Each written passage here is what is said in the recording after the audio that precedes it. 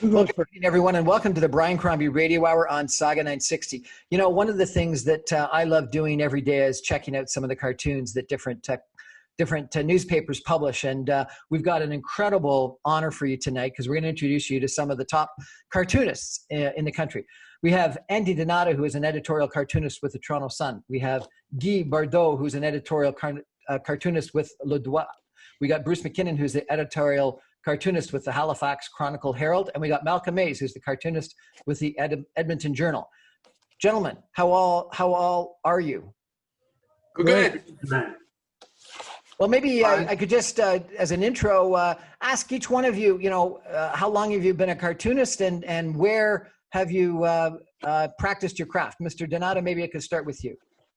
Well, I'm in my 49th year at the Sun, but I started my first cartoon in 1964.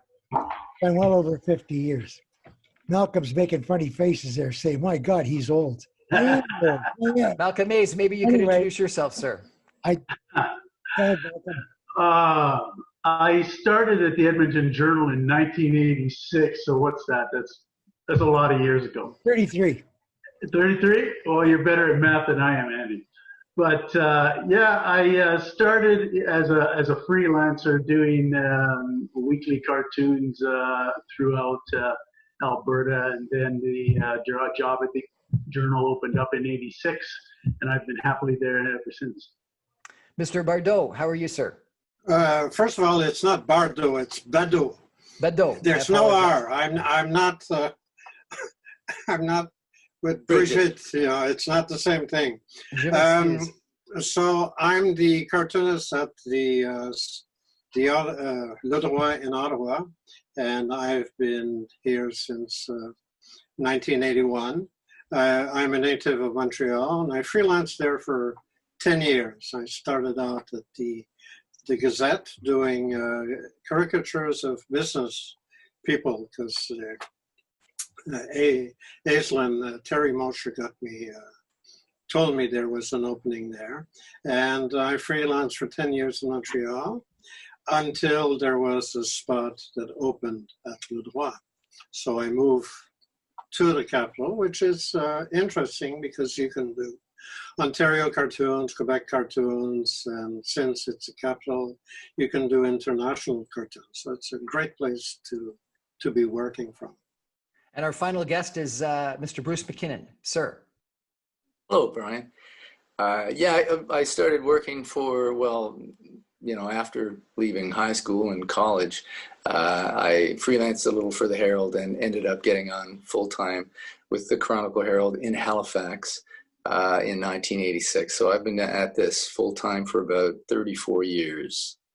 And before that, like I say, I worked actually for the town newspaper in Antigonish where I grew up, The Casket. And so I did a weekly cartoon for them for a number of years through high school and freelanced here and there in between. Well, it's a real honor meeting all of you. Thank you so much for joining us. We're going to talk tonight about how you can be a cartoonist during the time of COVID-19, how you make jokes, how you make things funny, and some of the challenges of the craft. And we might actually get some of these gentlemen to show us some of their most recent cartoons. So it's going to be an interesting conversation. Stay with us. We're going to take a break and come back with these cartoonists across the country in just a minute. Can I start now? Welcome back to the Brian Crombie Radio Hour on Saga 960. We've got an incredible honor tonight to meet and chat with some of Canada's top, Canada's top cartoonists, editorial cartoonists. We've got Andy Donato, Guy Badeaux. Is that correct, Mr. Badeaux? Yeah. Thank you. Malcolm Mays and Bruce MacKinnon. And what I wanted to do is I wanted to ask you all, if I could, how do you be funny during COVID-19?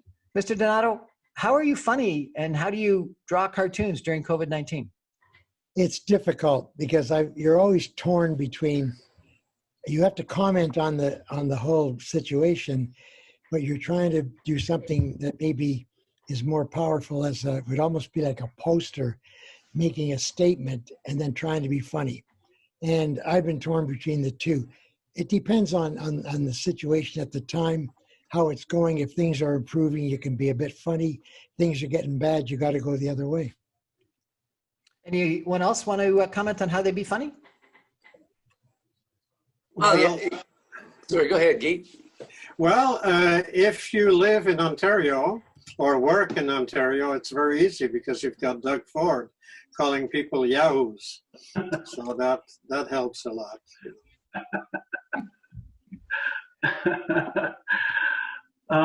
Mr. Mayers, Malcolm Mayers? I mean, to touch on what Andy was saying, I mean, there's two sides to this. I mean, you really need to be sensitive to the deaths, right? Because, you know, every death is a tragedy. But at the same time, there's this overwhelming dread in a large portion of the population. So I will often, while being sensitive to the deaths, especially the deaths in the local community, you react to this gloominess with sometimes dark humor, you know, and I like to say things that people are saying between themselves, and you know, and it might not be a message that you get from polite society or from the proper authorities. Bruce MacKinnon, what about yourself? How can you be funny during a time of COVID-19? Well, not every specific story is it possible to use humor with, but most of the time, I mean, at this time more than any other time, you know, people really need to laugh. You know, they've been stuck in their homes, locked down for months at a time. A lot of people have lost salaries and jobs, and it's affected people in a big way. They've got time to sit down and read their newspaper and or maybe see the cartoons online, or what have you. And we all share a sense of irreverence. I think every cartoonist in the land has that class clown in him, where you want to make people laugh. You know, if you're in class and it's a serious subject, you're the one who wants to spark the joke that gets everybody howling. So, you know, I mean, there's still a piece of us that really wants to, you know, to bring people up and to make a point while doing it. I'm a big fan of Saturday Night Live, and I thought they did this weekend a very good job of number one, making a joke about the debate, but then also making a joke about karma and President Donald Trump's illness and going to the hospital, which I thought was going to be very difficult for anyone to make funny. Have any of you done anything in regards to either the debate or the president's most recent illness? Well, I think we all have. Yeah, we all have. I did one. I did the October surprise. So you see Donald Trump holding, how do you call that? A box where, you know, something comes out of it. Ballot box. Oh, no, not a ballot box. Jack in the box, eh? How do you call it? Yeah, Jack in the box. Yeah, and it's coronavirus coming out. The advantage with COVID is that you have something to illustrate it. There is, you know, a picture of the disease, so it's fun. You could do a shadow. You could do, you know, I did Sisyphus, you know, with the mountain, and it's the ball with these things coming out of it. So at least you can illustrate it. It's not like tainted tuna where there's nothing, or inflation, or, you know, there's a lot of subjects that are difficult to illustrate because you have no image, you know. Andy Donato, maybe you could hold up your cartoon again, but you also have to speak at the same time so the camera comes to you, sir. Oh, okay. This is the one I did after the debate with Trump from behind as a little kid. Just, I thought it was one of the worst displays of television I've ever seen. I think he's terrible. I can't stand the man myself. Does anyone else have an example of Bruce MacKinnon? Please speak. Well, this is what I did after he was diagnosed. I mean, was all this talk about Trump shooting off about, you know, his, you know, suggesting people try, you know, injecting household cleaning products and that kind of thing. I thought, well, maybe this is a good time to try it out. Great. So a picture of Donald Trump with a jug of bleach. Exactly. Myself, I did 2 cartoons on the subject. One got killed, so people won't see it in the newspaper, but I'll describe it here. And the second, show it now. Show it now. I don't have it in front of me. But I'll supply it to Brian. Maybe he can show it. That'd But be anyway, great. essentially, it showed Donald Trump, wrapped up in leather restraints. Those S&M leather restraints, and they have the ball gag that goes in your mouth, and it's the strap that goes around, and the gag was the COVID virus, and he was wrapped in leather straps. That's great. My editor didn't see the humor in that one, so I ended up doing a second one that had the Trump White House, and the pillars on the front of the White House were bowling pins, and the COVID virus was bouncing towards them like a bowling ball. Okay. Oh, that's good. That's great. I like the S&M better. Yeah, so did I. We all. No, they're both great, man. So what about, you've done the debate. The vice president debate is coming up. Are any of you thinking about doing anything? I think that's going to be far more serious. What's your sense of Kamala Harris and the vice president? Can you make fun of that? Oh, yeah. Yeah, I think Kamala's the bowling ball and Mike Pence is the pin in that case. Well, I'm looking for. Good looking bowling ball. Probably the issue that most of my listeners have been concerned about. We're talking about Mississauga, Western GTA, Toronto is going back to school, and the concern that parents have had, the fear that parents have had about sending their kids back to school. Have any of you done anything on going back to school? Well, I did a school crossing, and they have the distance, Between people as they were walking? between the two. That's a good one, yeah. Well, yeah, school crossing is like a fine. It's two crossing, and I made sure they won't 6 feet between them. Bruce MacKinnon, maybe you could hold up your cartoon again and speak while you're holding it up, sir. Yeah, sorry. It's it spoke to the fear, I guess, that teachers had of going back to school with, the general population, kids that might not even feel the disease, but might be carrying it.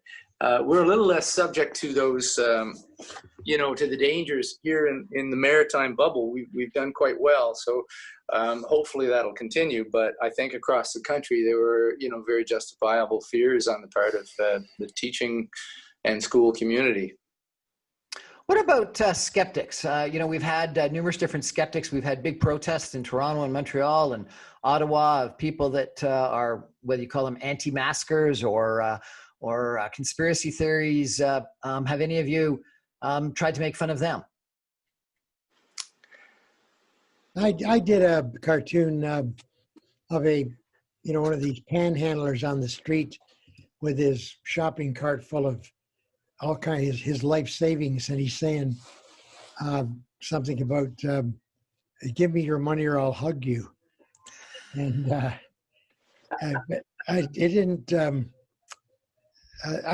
think we've run into too many people who have been anti-mask. They're more in the States than here. I think Canada has been pretty good, really. I mean, I hate to say it. I disagree with Badeaux. I think Doug Ford has surprised everybody and done a pretty good job. Really. Mr. Badeaux, what do you think of that? Do you agree that Doug Ford has done a pretty good job? I lost the connection for a while. So did Doug. Andy Donato was challenging you and was saying that he actually disagrees with you and thinks that Doug Ford has been doing a pretty good job. And so I was wondering how you react to that.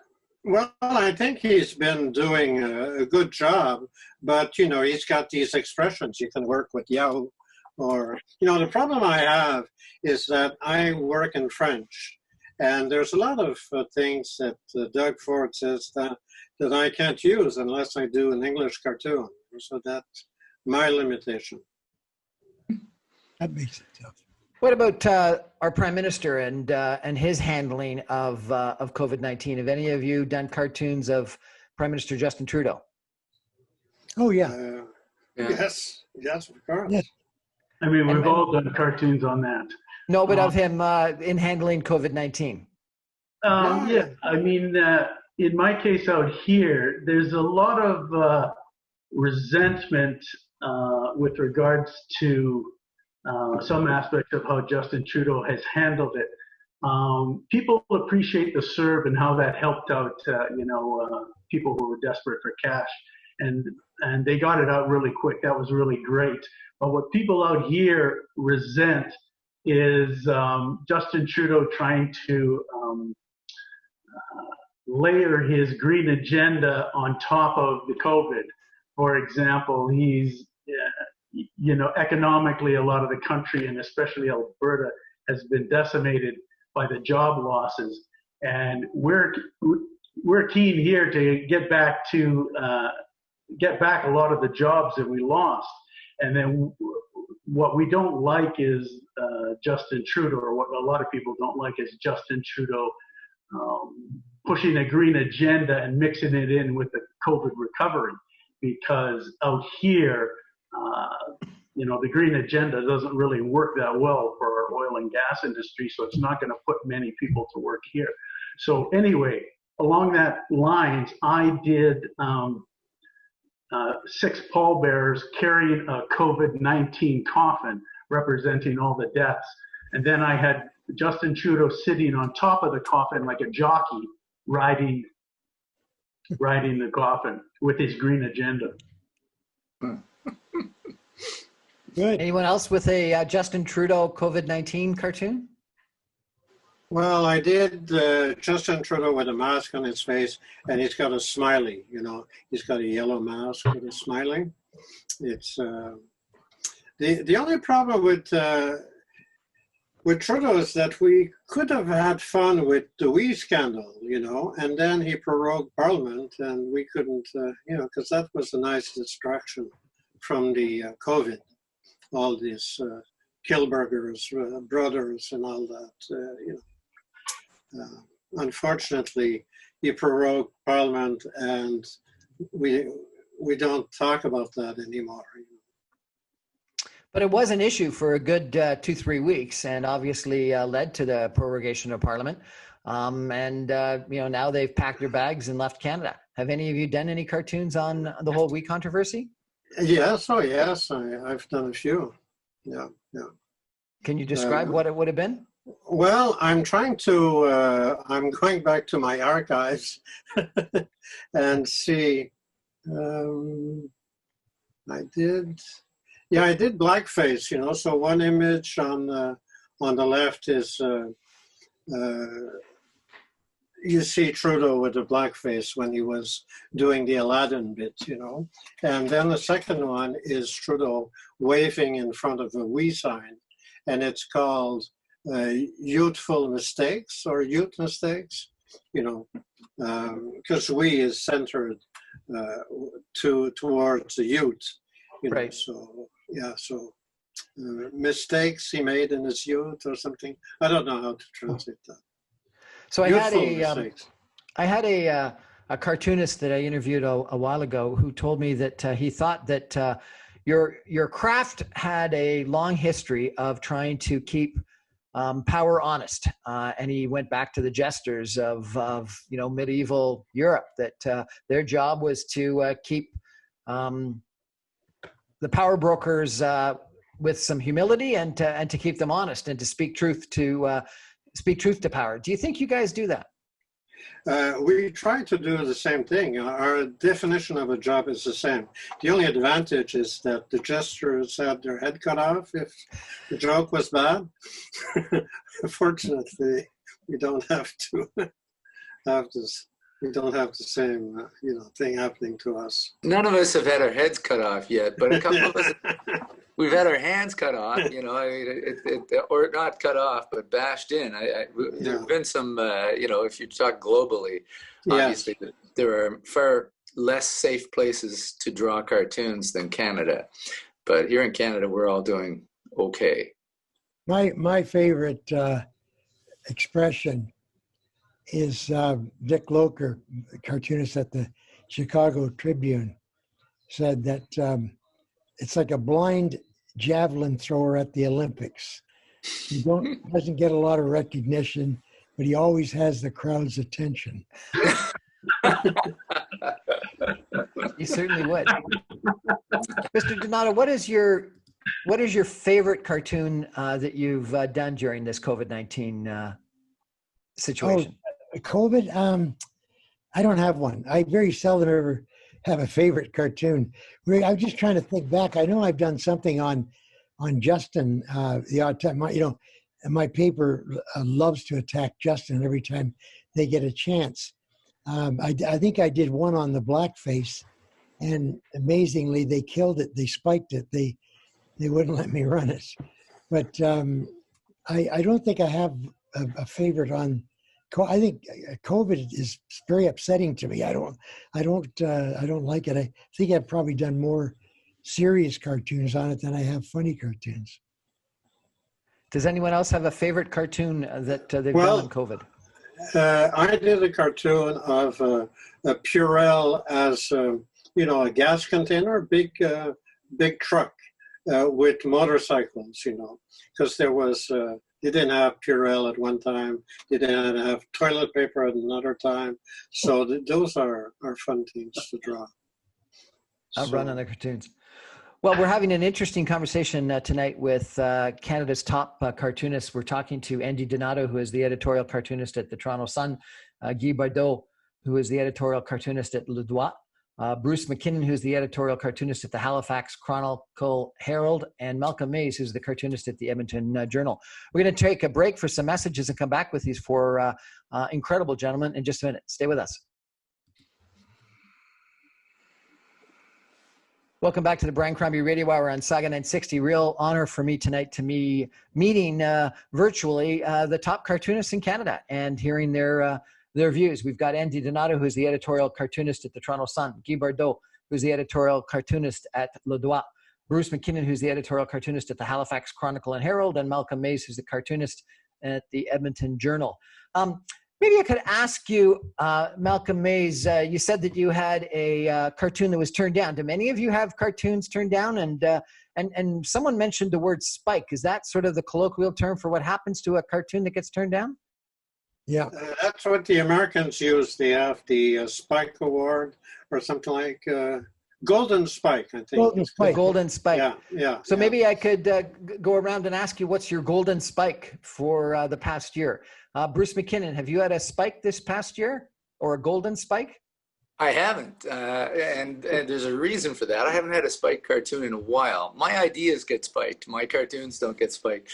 When I started working for the Herald back in '86 full time, they were terrified of me. Every other cartoon I did got, well, not every other cartoon, but cartoons frequently got pulled.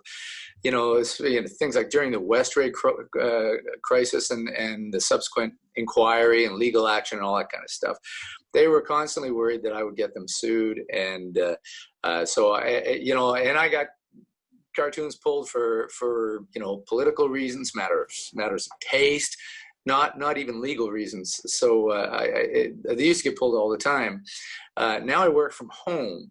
So my editors have to know what I'm doing. They can't just walk into the office and then take a copy of the pencil sketch or whatever and take it up to the executive offices or the lawyers and say, is this okay, and that kind of thing. So I work from home, and so I talk to my editor every day. And he knows what my idea is basically as soon as I know what my idea is. And if it's not going to fly, he'll call someone higher up and find out if it seems like something that might get spiked. Then it gets spiked before I put pen to paper. Can you tell us one idea that got spiked recently? Well, like I say, ideas. That's a good question. What have I done lately? I know there's, I wish I'd put my mind to this because I know it happens all the time. And sometimes it's just, that won't fly. In fact, on Friday or Thursday, I had a sketch right here, like a little thumbnail. And this was a local cartoon. Now, this might not seem like much to you, but we had issues here where the province just made an apology to the Black community and to the Indigenous community for years of systemic racism. So the Premier, got up and made the apology and announced a design team that they had appointed to address that and do a report and suggest some changes and that kind of thing. The problem with all that was that the Black community wasn't consulted at large about, and the Indigenous community weren't consulted about how this was going to come together. It was just surprise, that kind of thing. So that was a big story. The Black community was upset, and they had a protest on Saturday because no one, asked them how they would like it handled. So I did this. I had a couple of ideas. Well, here's the one I did. It was Stephen McNeil standing poking his head out of the door. The door says Systemic Racism Task Force. And the Black community, the Indigenous community are at the door. They've been knocking, apparently. And he's saying, do you mind? We're kind of busy. So that was the idea I went with. But the idea I didn't do, and this is more serious, this is a little pencil sketch I started with, and I ran it by my editor and my wife, who was also my editor. And it's someone with a black hand writing how to fix systemic racism. But there's a white hand holding the black hand, showing him how to write it, guiding it. Oh. So my editors felt that, my wife and my editor thought that might be misinterpreted in one way or another. So we ended up going with the one that you saw in color. Malcolm Mays, you said that you've had something spiked recently. What's your Golden Spike Award for the year? It's funny. Lately, I've been getting a heck of a lot of cartoons spiked, and I think it's because I don't think I'm more aggressive with my cartoons than I used to be, but I think editors are becoming more cautious because there's a lot of pressure coming from people online and internet mobs and this sort of stuff. And quite frankly, my editor, he's already got a lot on his plate and he doesn't need to deal with a mob, right? So anything that he thinks he's going to get mobbed over, he kills, which is good. I mean, we have a really good relationship, and the relationship works like this. I don't tell them what to put in their newspaper, and they don't tell me what to put in the cartoon.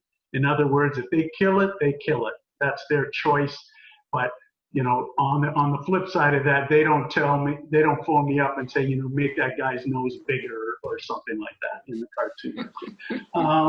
So with regards to cartoons that were recently killed, I mean, here's one that was recently killed. I don't know if you can see it, but we're talking about the NBA ratings?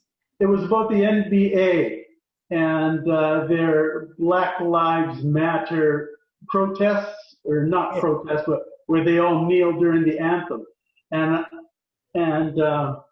it became apparent throughout the NBA playoffs that they lost a lot of ratings. I think at the end of the day, their ratings were down between 30 and 40%.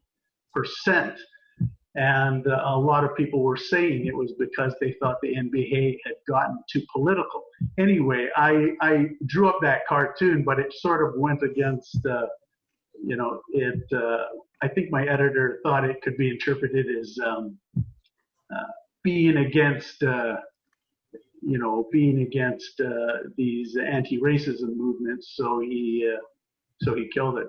So there you go. Well, I think the NBA ratings were down, but the NHL ratings were as well, and they did not have the same social.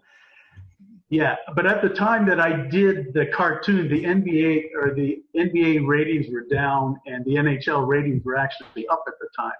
For some reason, the NHL ratings fell off at the very end. Andy Donata, maybe I could ask you. You've been, as you said, cartoonist for a long time. I would have thought you would have had almost complete freedom. Do you, or don't you have complete freedom? I do have pretty good freedom, but unfortunately, my new editors First of all, they like Donald Trump. That makes it very difficult. I can remember back in the old days with the Sun, we had this freedom to do everything. I can remember the first cartoon I ever had killed was they killed it because I made Idi Amin's lips too big, you know, the dictator in Africa. And but recently I did a cartoon, and it was I had Justin and somebody else looking out the window at the Parliament buildings, and I had these puffs of smoke going up, and they were saying that the natives are giving us a signal or sending us a message, and they killed that because they said that, you know, that's, I don't know, they drive me crazy anyway. But the last one I thought they would kill, and they didn't, was I did the lieutenant, the Governor General reading the thrown from the speech to Justin, and she's saying, "I think you're up Schitt's Creek." And they were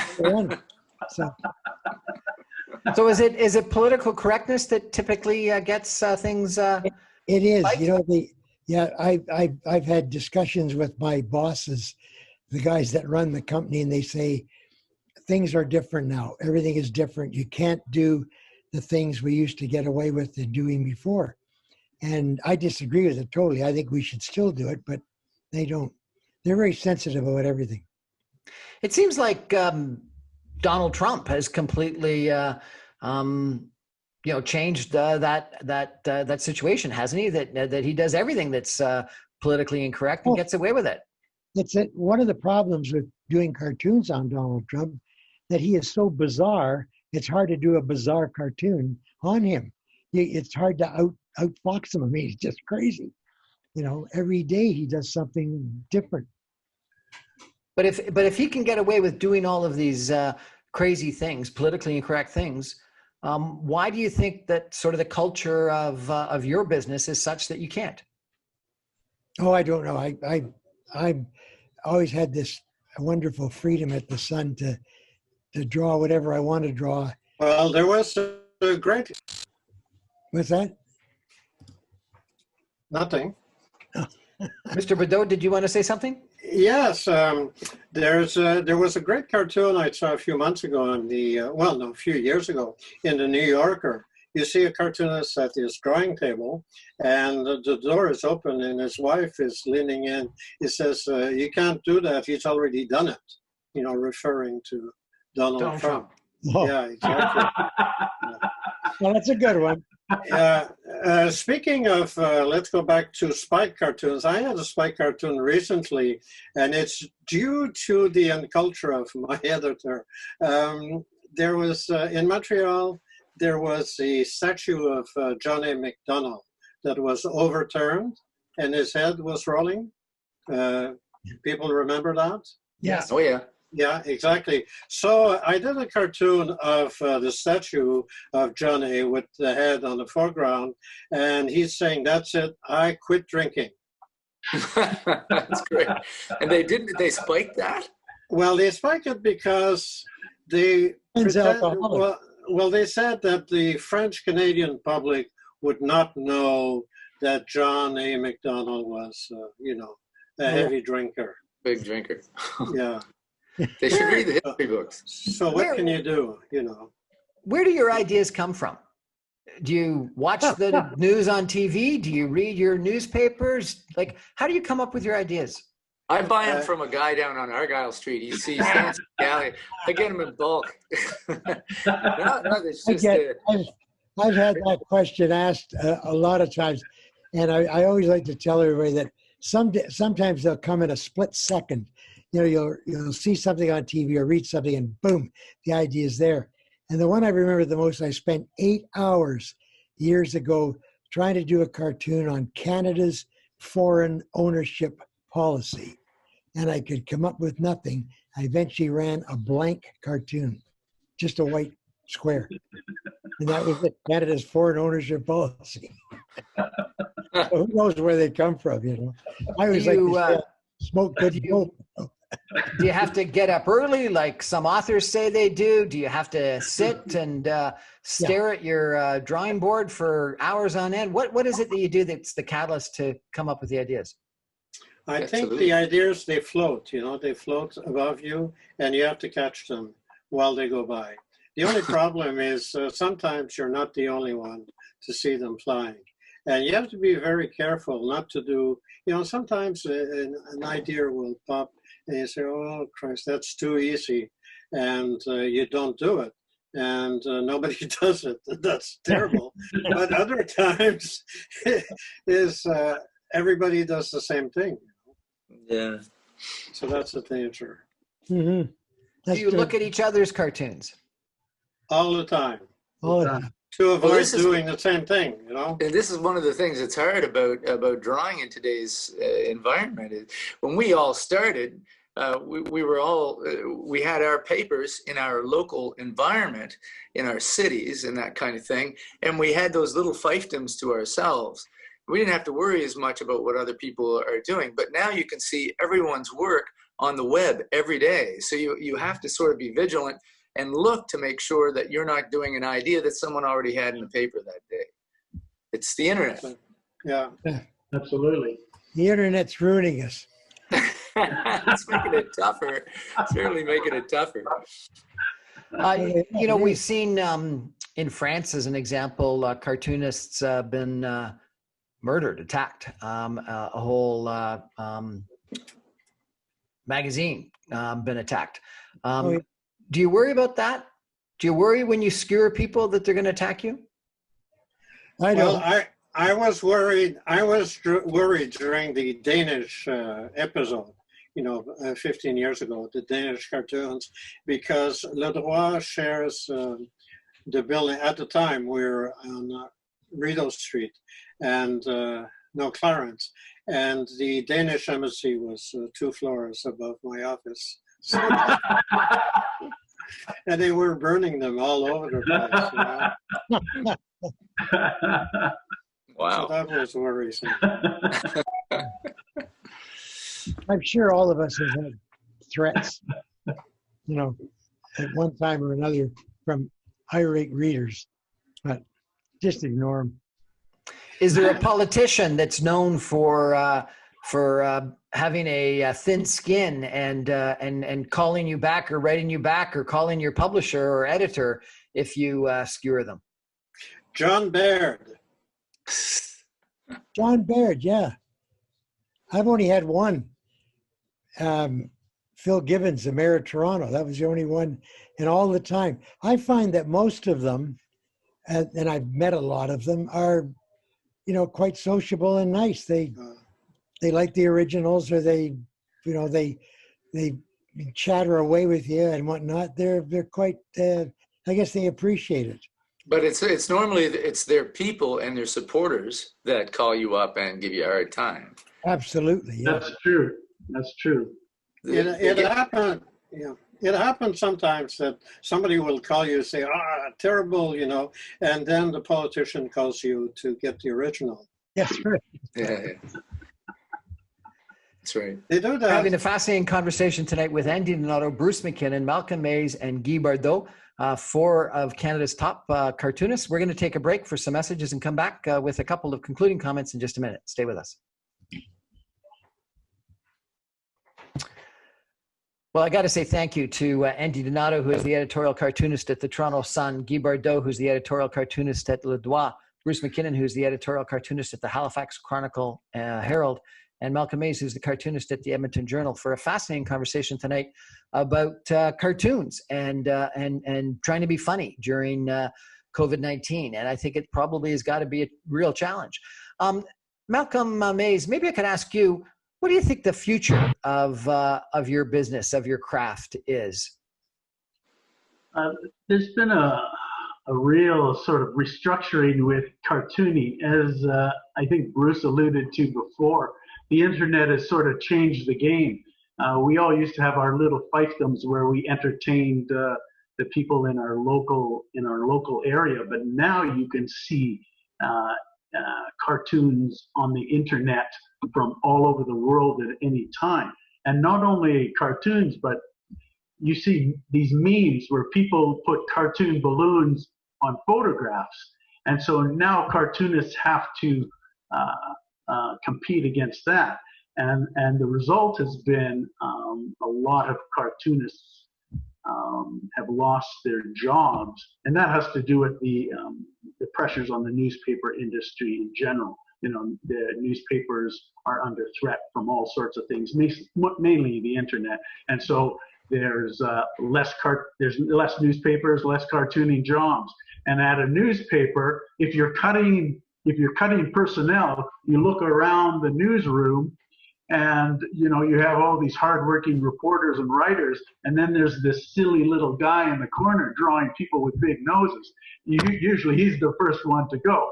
So the internet has put a lot of pressure on cartoonists, and that pressure isn't letting up.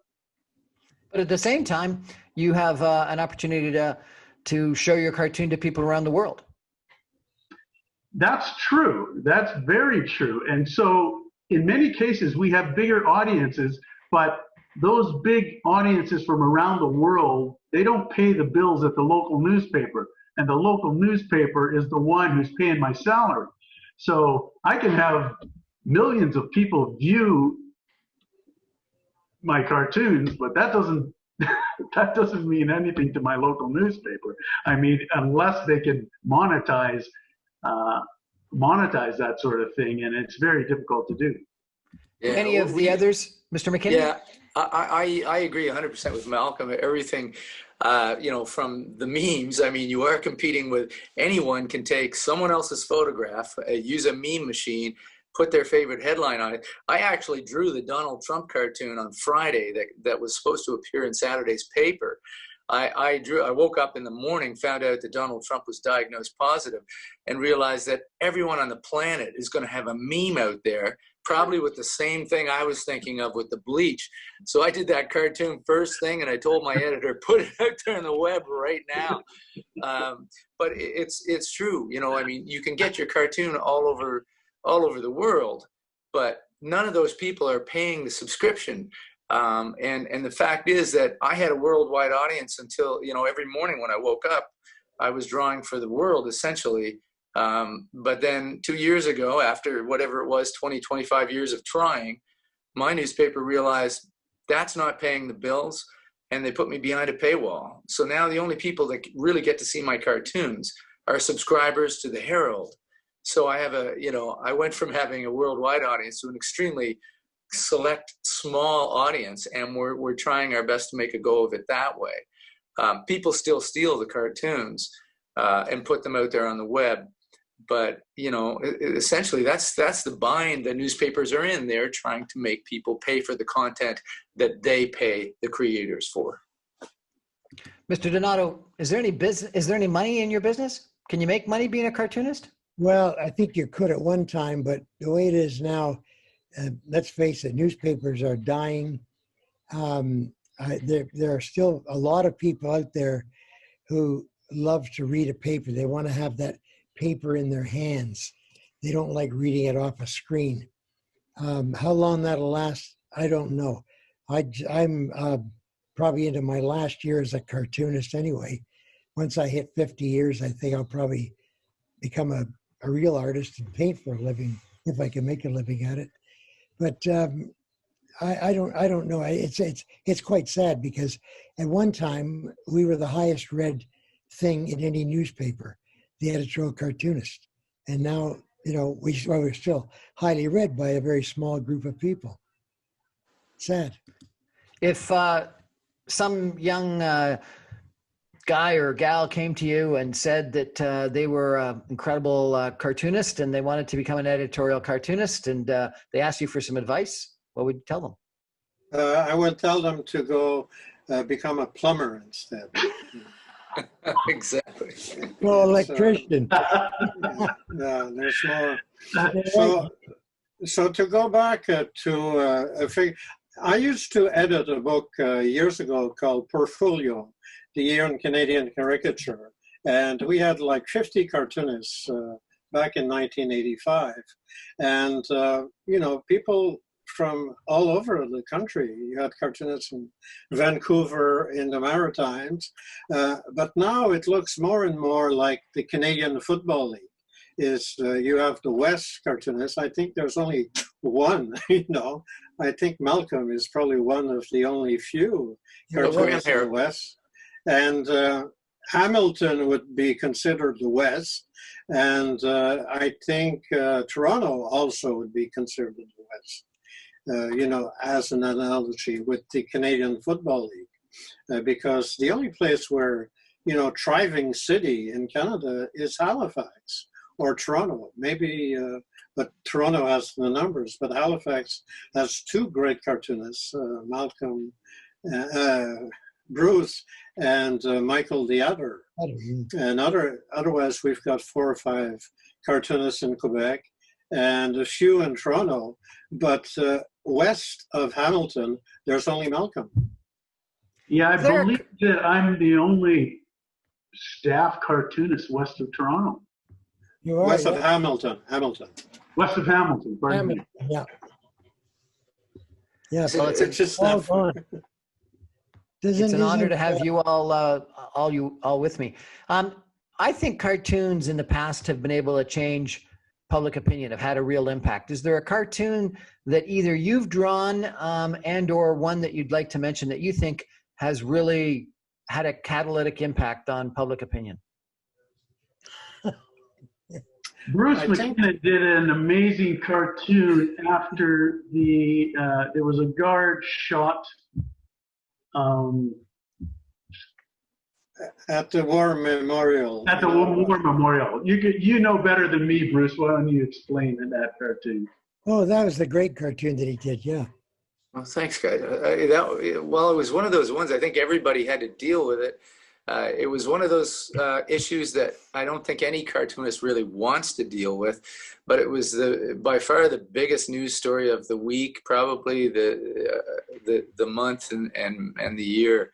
And it sort of struck at the heart of the nation, the issue itself, because it was so, I don't know, the symbolism was so inescapable.